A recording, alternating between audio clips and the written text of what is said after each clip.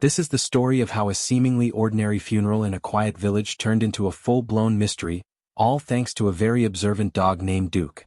It's a tale of hidden secrets, a nervous priest, and a stranger who just wouldn't let things lie. You won't believe what they uncover. It was one of those gray, drizzly days that just felt sad. We were all gathered for Hana's funeral. Poor Hana, gone too soon. Everyone was hushed, that respectful quiet you get at funerals. Some folks were dabbing their eyes with tissues, others just staring off, probably remembering all the good times. The wind was sighing through the trees, like even nature was mourning. Then bam. This silence is shattered. It was Duke, Hana's dog. He's not just any dog, mind you. He and Hana were inseparable, practically glued at the hip. And now here he was barking his head off at the casket. Not little yips either. This was full-on, insistent barking, like he was trying to tell us something urgent. People started shifting uncomfortably, whispering to each other. What's gotten into him? Is he seeing something? You could feel the unease ripple through the crowd. See, Duke was known for being, well, smart. More than smart, really. People said he had a sixth sense, that he could pick up on things the rest of us couldn't. Some of the kids, bless their hearts, looked terrified, probably remembering all those spooky stories about dogs sensing ghosts. Duke kept barking, his eyes locked on the casket. It was clear he wasn't going to stop. It was like he was trying to warn us, like, hey, something's not right here.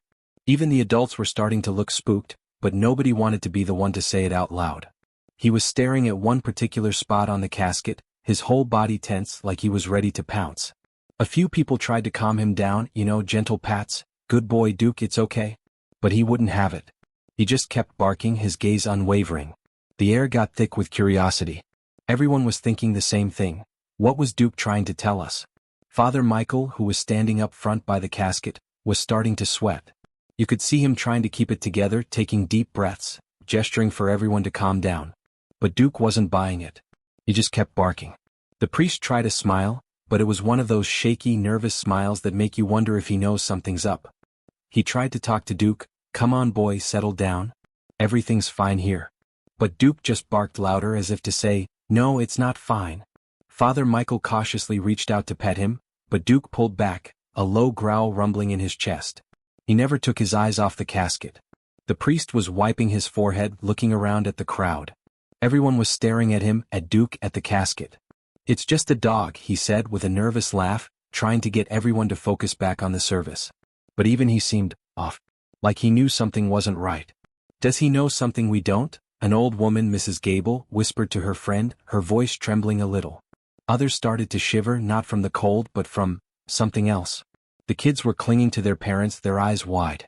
Father Michael, clearly losing control of the situation, raised his voice. Please, someone take the dog outside. But Duke wouldn't budge. He stood his ground, barking, staring like he had a message that had to be delivered. Then there was this guy, David. Nobody really knew him. He was new to the village, but for some reason he'd been fond of Hana, even though he hadn't known her well. He had this air about him like he was always observing, always thinking.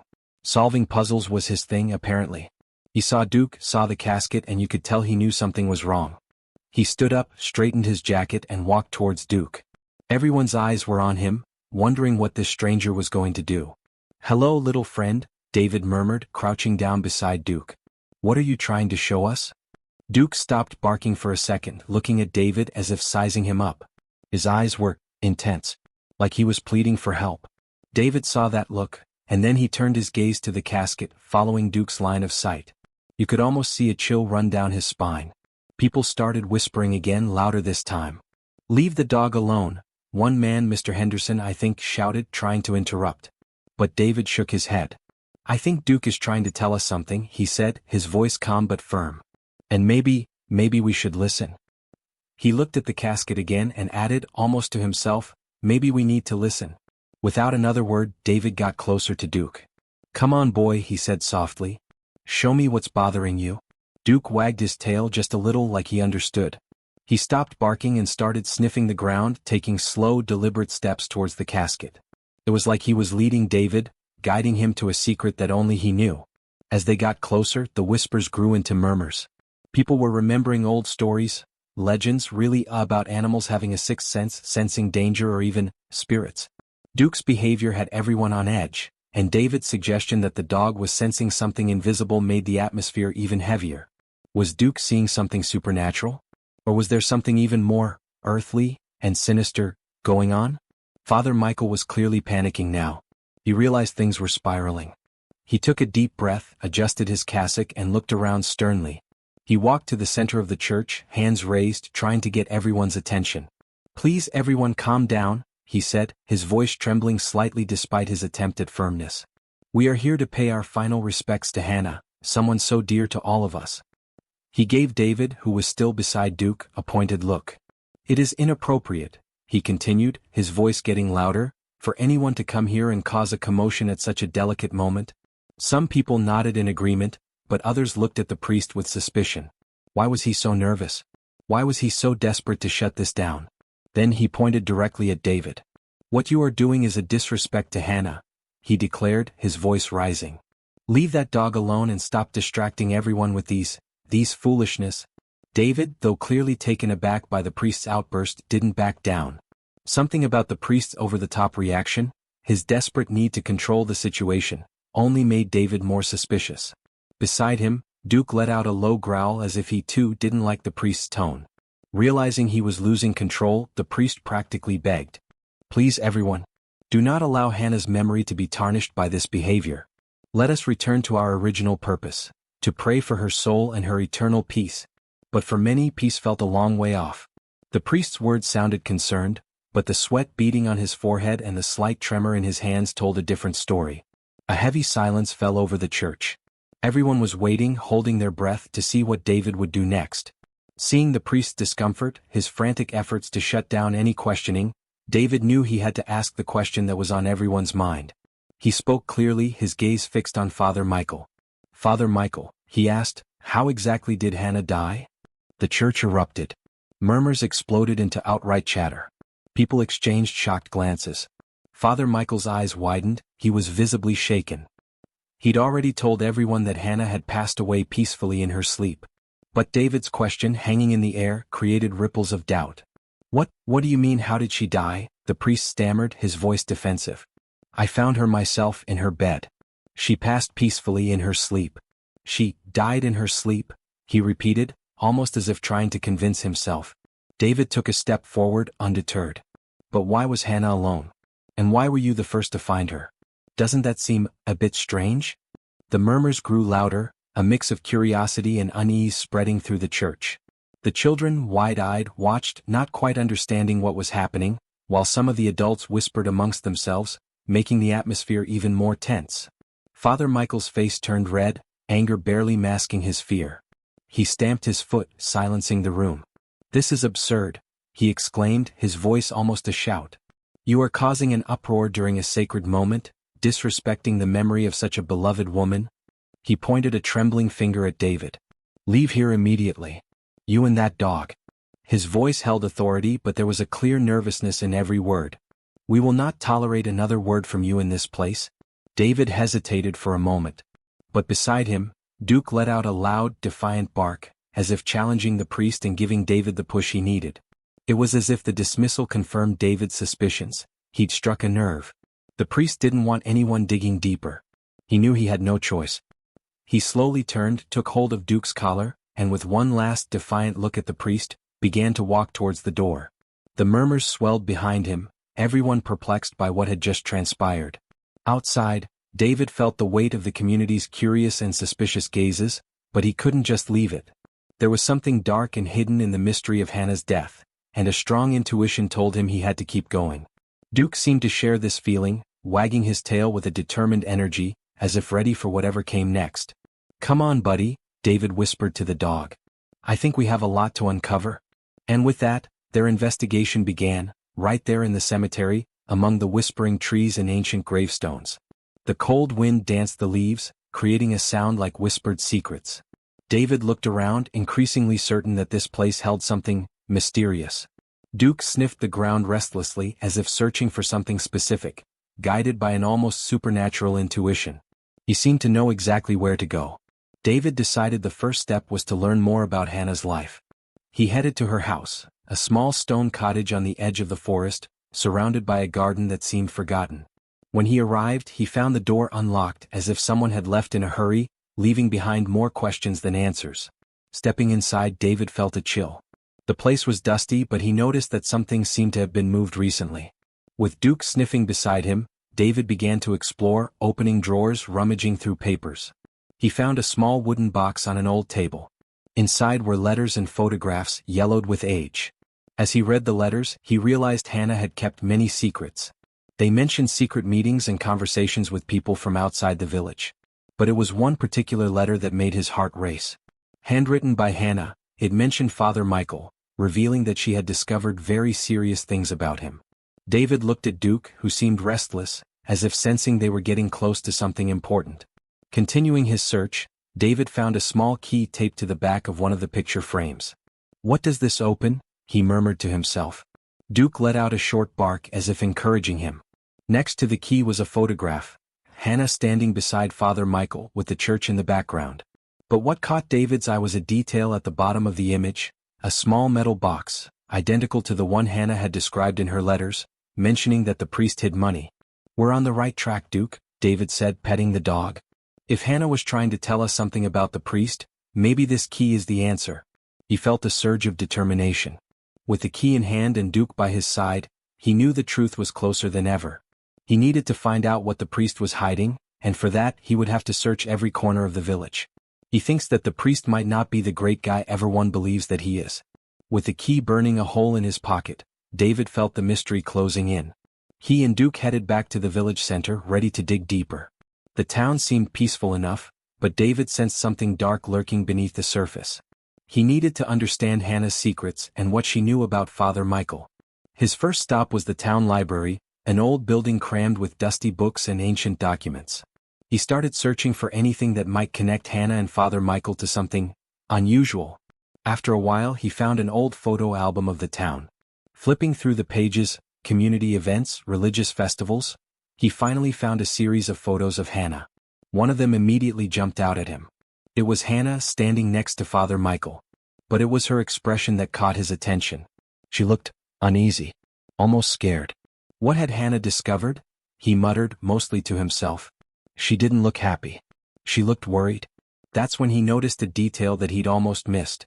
On the edge of the photo there was a small metal box. The same one he'd seen in the photograph at Hana's house. Driven by this new clue, David went back to Hana's house, determined to follow the trail to the end. He searched again, more thoroughly this time, and behind an old curtain, he found a hidden cabinet. Inside he discovered a notebook, Hana's diary. The pages were filled with notes that seemed incredibly important. David started reading, quickly, with Duke by his side as if the dog could feel the tension building. The notes revealed something shocking. Hana had uncovered a network of corruption within the church itself. She mentioned that Father Michael was embezzling money from the congregation, using it for some sinister purpose, secretly accumulating large amounts. David read each line, his heart pounding. "He's stealing from everyone," he read aloud, "and using people's trust to cover up his crimes." It was right there in Hana's own handwriting. Among the diary pages, David found an envelope with more photographs. In some of them, Father Michael appeared in secret locations within the church, carrying that same small metal box. In one photo, he was standing beside an old statue inside the church, the box placed beside him in a way that suggested he was hiding something beneath the sacred figure. A chill ran down David's spine. "So that's it," he murmured to Duke. "She discovered everything, and that's why she was in danger." Now, David knew he had to find that metal box in the church. It likely held the key to understanding the entire mystery. He looked at Duke, who wagged his tail as if ready for the next step, as if he knew that something big was about to be revealed. "Come on, boy," David said, his voice filled with renewed resolve. "We have a big secret to uncover." The situation was far more serious than he could have ever imagined. With these discoveries, the truth about what was really happening in that small village was about to surface. Clutching Hana's diary, David felt the weight of each word, each revelation. It was as if he were carrying a burden that could only be lifted by uncovering the truth. He knew he had to return to the church, the place where all these secrets seemed to converge. With Duke by his side, David walked through the narrow village streets, each step fueling his adrenaline and determination. He was determined to find the metal box mentioned in Hana's notes. The key to everything was there, waiting to be uncovered. Reaching the church, David looked around to make sure he wasn't being followed. The place was eerily silent, the doors slightly ajar, the interior shrouded in shadows. He entered cautiously, Duke close behind, and began to explore. He remembered the photo. The metal box was hidden beneath one of the old statues. Walking slowly, David approached a statue of a saint, positioned in an isolated corner of the church. The stone figure seemed to observe everyone with a serious, almost stern gaze, as if guarding something important. David knelt down and, with trembling hands, began to feel around the statue's base, searching for any sign of a hiding place. And then, he felt it. There was something there. David moved aside a small piece of fabric covering the statue's base.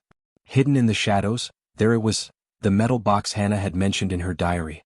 His heart raced. He exchanged a look with Duke, who wagged his tail as if to say, "We're on the right track." David held the box in his hands, feeling its cold, heavy surface. Carefully he opened the lid. And what he saw inside made him gasp. Bundles of money, all rolled up and tied, with labels indicating donations and tithes from the congregation. But that wasn't all. Beneath the money there was a small key. He picked it up, examining it in the soft light filtering through the church windows. "A key," David murmured thoughtfully. "But what does it open?" That's when he noticed a yellowed piece of paper, folded and hidden beneath the money. Carefully he removed it and unfolded it. It was a map. And in the center, a location was marked with a red circle. Beside the circle were the words, "Church storage?" David understood immediately. The key must open some secret storage room in the church. This is where Hana must have discovered something, he thought, a mix of fear and hope swirling within him. He knew he had to act quickly. With the key held firmly in his hand, he looked at Duke and said, "Let's go, boy. We need to find that storage room." They stood up and, together, began to search every corner of the church, determined to uncover the mystery that had been hidden for so long. Following the map carefully, David felt the church grow ever more silent, as if the very building were holding its breath. With the key and map clutched tightly, he and Duke made their way to the spot indicated on the paper. The map led them to a small door, hidden behind the altar, a door that few people even knew existed. A chill ran through David as he approached. The air felt colder there, heavy with a dark presence, as if something sinister were kept in that place. He inserted the key into the lock, took a deep breath and turned it. The door creaked open, revealing a narrow staircase leading down into a dark basement. With a flickering flashlight in his hand, David began to descend the steps, Duke following closely, his ears alert to any strange sounds. At the bottom of the stairs they found a damp, shadowy corridor. At the end of the corridor, a faint light flickered, casting uneven shadows on the stone walls. Then David heard a sound, the clink of chains moving. "Hana?" he called out in a whisper, but all he heard was the echo of his own voice reverberating in the emptiness. As he entered the room, lit only by a single bulb hanging from the ceiling, he saw her. Hana chained to a chair, pale but alive. "Hana?" David exclaimed, relief washing over him. And she, in a weak voice, replied with a sigh of relief, "David?" But before he could reach her, he heard heavy footsteps behind him. Turning, he found Father Michael, holding a wooden plank firmly, his eyes blazing with fury. "You shouldn't be here," the priest shouted, his voice distorted by rage. "I told you, you would never find Hana." David barely had time to react before the priest lunged at him, trying to strike him with the plank. He managed to dodge, but the blow grazed him, causing him to lose his balance and fall to the floor. Trying to defend himself, he raised his hands, his mind racing. How could a priest do something like this? It was inconceivable. David had never imagined that Father Michael, someone who was supposed to embody peace and goodness, could be so violent. Seeing him on the ground, the priest prepared to strike again. But Duke, without hesitation, let out a fierce bark and lunged at the priest, sinking his teeth into his leg with all his might. The priest's scream of pain echoed through the basement walls. He tried to shake Duke off, but the dog wouldn't let go, determined to protect his friend. In desperation, the priest dropped the plank and began to try to escape, limping and calling for help. David quickly got to his feet, his heart pounding, and ran after him. He can't get away, he thought, knowing the truth needed to come to light. With Duke still clinging to Father Michael's leg, they reached the street, where the noise of the commotion was already drawing residents out of their homes. People watched, shocked, seeing Father Michael, a man who was supposed to be respected and honored, involved in a desperate struggle with David, while Duke kept him under control. Taking advantage of the moment, David raised his voice and shouted, "Stop! Everyone needs to hear what really happened." Everyone needs to know the truth. With the priest struggling to break free, David quickly explained what he had uncovered: the box with the stolen money, Hana's kidnapping, and Father Michael's hidden crimes. Shock spread across the faces of the villagers, who could barely believe what they were hearing. Desperate, Father Michael tried to run, but Duke held him firmly in place until some of the village men approached to help restrain him. With the priest finally contained, David knew it was time to present the evidence. He led the group back to the church and, with still trembling hands, opened the metal box before everyone. The villagers' eyes widened at the sight of the embezzled money and the map to the secret storage room where the priest hid his illicit activity. There were no doubts left. The truth had at last been revealed. David then led everyone to the storage room where Hana, still frightened, awaited her release. The relief on her face was evident, and Duke, sensing his mission was complete, wagged his tail happily. With Father Michael immobilized and the evidence of his crimes in plain view, it seemed that the mystery had finally been solved. The entire village was in shock, stunned by the revelations. But David knew that Father Michael was not someone who would surrender easily. As the villagers discussed what to do next, the priest, in an act of desperation, seized a moment of distraction and, with an expression of deep hatred, managed to break free from those holding him. In a swift and desperate move, Father Michael grabbed a piece of wood from the ground and ran towards David, his eyes burning with fury. He shouted, with a voice full of resentment, "You understand nothing. You never should have gotten involved." David was caught off guard, watching the priest advance with the wooden plank raised, ready to strike. For a moment he was paralyzed, his mind struggling to process the surreal scene of a priest acting with such violence. But before the blow could land, Duke sprang into action. With a powerful leap, the dog bit Father Michael's leg, tearing a scream of pain from him that echoed down the street. The priest fell to the ground, thrashing to free himself from the dog, while David, recovering from the initial shock, ran to help. He tried to pull the priest away from Duke, and the two ended up rolling on the ground in an intense struggle, with shouts and barks filling the air. Desperate, Father Michael managed to break free from Duke for a brief moment and began to run, limping, towards the village's main square. But Duke didn't give up. Determined, he chased after the priest, barking loudly, and quickly caught up with him in the middle of the square. With another leap, Duke knocked Father Michael to the ground, preventing his escape. The neighbors, now gathered around, watched the scene in disbelief. No one could have imagined that Father Michael, a man who was supposed to symbolize goodness and faith, would find himself in such a humiliating and desperate situation. David approached the crowd, still catching his breath, and began to recount in detail everything he had discovered. People listened intently as he spoke about the secrets Hana had uncovered. David explained that Hana had found out Father Michael was embezzling the congregation's donations, using the money for something hidden. He also shared how the priest had orchestrated Hana's kidnapping to stop her from speaking the truth. Some villagers, shocked by what they were hearing, helped hold Father Michael while David, determined to prove he was telling the truth, led them back to the church. There, he held the small metal box firmly, feeling not only the weight of its contents but the weight of the truth he was about to reveal. In front of everyone he opened the box, showing stacks of money, organized and labeled with the names of the faithful who had donated. Shock spread among the people, who murmured to one another, surprised to see the proof of the priest's crime. Then, David showed the key he had found and explained that it led to a secret storage room in the church itself. With the crowd following him, he led them to the storage room where Hana, still weak, was chained. Seeing her there, alive, a sigh of relief and surprise swept through everyone. Hana, exhausted but relieved, could hardly believe she was safe. Duke, the loyal dog, ran to her, wagging his tail happily as if he knew his friend was now safe. The scene was touching and everyone watched with emotion and relief. Seeing Hana back and knowing the truth had come to light, the exposed Father Michael tried to justify himself, but no one wanted to hear his excuses. The community, once devoted and trusting, now clearly saw who he really was. The priest's words no longer mattered, as everyone had seen the truth with their own eyes.